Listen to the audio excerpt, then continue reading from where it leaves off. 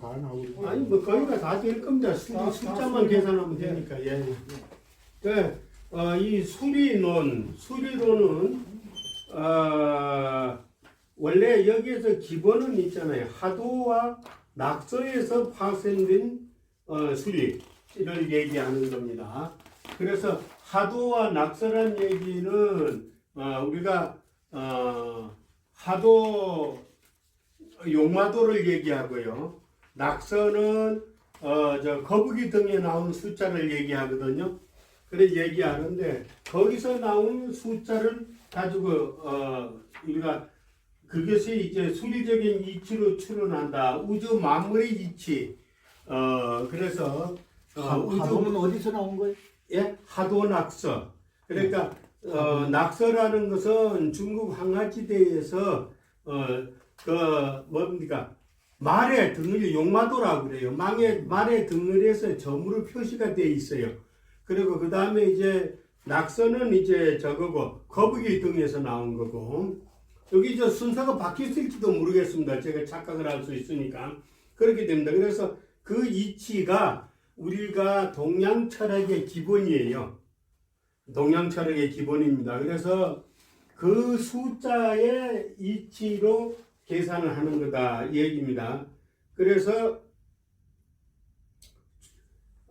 세 가지로 대변할 수 있다. 물론 다른 방법들도 많이 있고 성명학자들 중에는 자신이 오랫동안 연구한 끝에 정립한 독특한 분석법을 사용하기도 한다. 오랜 세월 동안 전래되어 온 방법에 근거하여 추론하기도 한다. 그러나 여기에서 성명학에서 가장 기본이 되는 이 세 가지 이론에 근거하여 추론하는 방법을 취하성을 밝혀준다. 입니다. 여기서 음양오행에 대해서는 앞에서도 부족할지라만 언급을 한 바 있죠. 그래서 수리론에 대해서 살펴봅니다.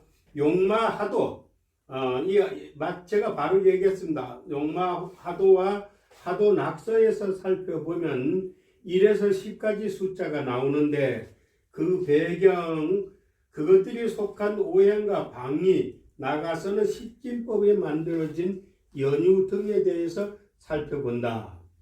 동양에 있어서 숫자라는 것은 그저 그 단위를 계산하기 위한 고안된 수단적인 측면보다는 숫자들 그 자체가 제각각 가지고 있는 의미와 우주 진리를 포괄하고 있는 것으로 판단된다. 이해해야 옳을 것이다. 또한 천부경의 태백일사본 묘항산 석벽본에는 81자의 수리에 의해서 우주의 모든 만물이 윤회하는 이치가 설명되어 있다. 이 얘기입니다. 이 천부경이라는 것은 우리가 그 당군 신화에 보게 되면은 환웅 천왕이 태백산에 내려올 적에 사람을 3,000명 데리고 내려오죠. 바람을 다스리는 풍사, 비와 구름을 다스리는 우사를 데리고 내려오면서 천부인, 천부경 이것을 이제 들고 내려왔다 그러죠. 그런데 천부경은 1에서 81까지 숫자를 9981 해서 그 이론이고, 그래서 그 이론에 따른 같으면은 1은 시작이고 2는 분열이고 3은 다시 태어난 숫자다 이런 뜻이죠. 그래서 삼위일체라고 하는 얘기는 이 시작도 끝도 없이 반복한다는 뜻이잖아요. 유심무종이라고 했으니까 시작은 있는데 끝이 없다고 그랬거든요. 그래서 천부경 이론을 이 수리영동법은 81 숫자는 실질적으로 천부경 수리영동법에 의했다 이렇게 이해를 하시면 아마 빠를 겁니다. 거기에서 이치가 다 포함되어 있다 이렇게 보시면 돼요. 우주의 모든 만물의 윤회하는 이치가 설명되어 있다. 즉 1은 하나가 양에 속한다면 2는 음이 되고 2는 다시 분화되어 3이 되고 3은 양의 속성을 갖는다. 이것이 역의 기본적 이치고 음양의 분리적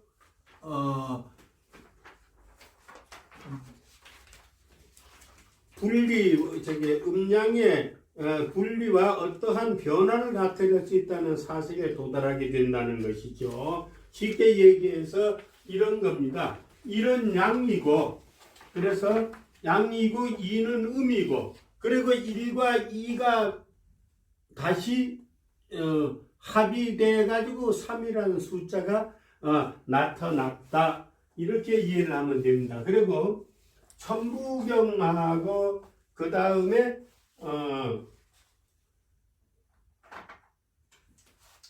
저 천부인을 가져왔죠. 천부인은 뭔가 원방각 이론인데 그것이 우리가 저 오행의 파생 원리라고 보시면 돼요. 원방각이라는 것은 자, 하늘을 뜻하는 원과 땅을 뜻하는 방과 그 다음에 이 땅 위에서 존재하는 만물을 뜻하는 각. 이것은 천부인 세 개를 가져왔다는 얘기는 동그라미 하나, 네모 하나, 세모를 가지고 왔다는 뜻이에요. 그 원방각 이론입니다. 그래서 이것은 무슨 얘기인가 하면은 하늘을 뜻한 진리고 땅을 뜻하고 각은 이렇게 하게 되면 사계절이 되는 거예요. 사계절이 되는데 여기에는 그러면 만물이 존재하는데 자 머리를 하늘을 두고 있는 사람이 첫째 존재하죠.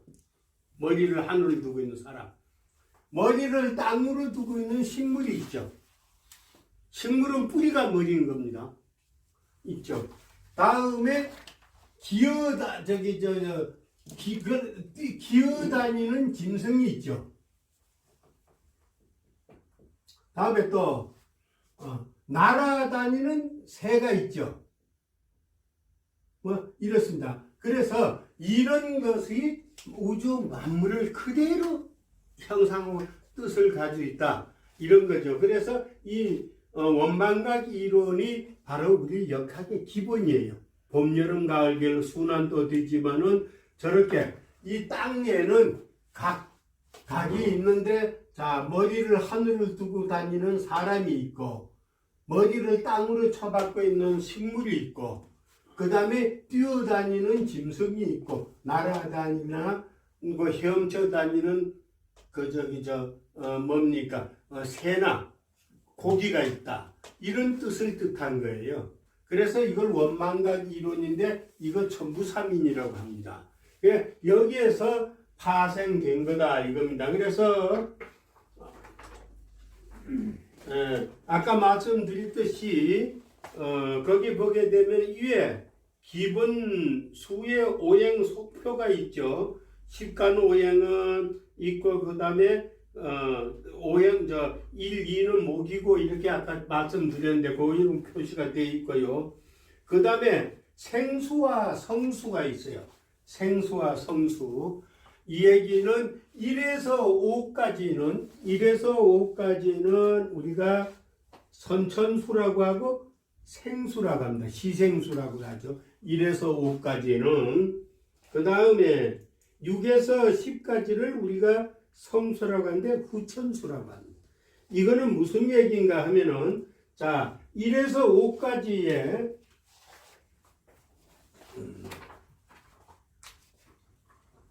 (1에서 5까지는 우리가 기본수죠. 1에다가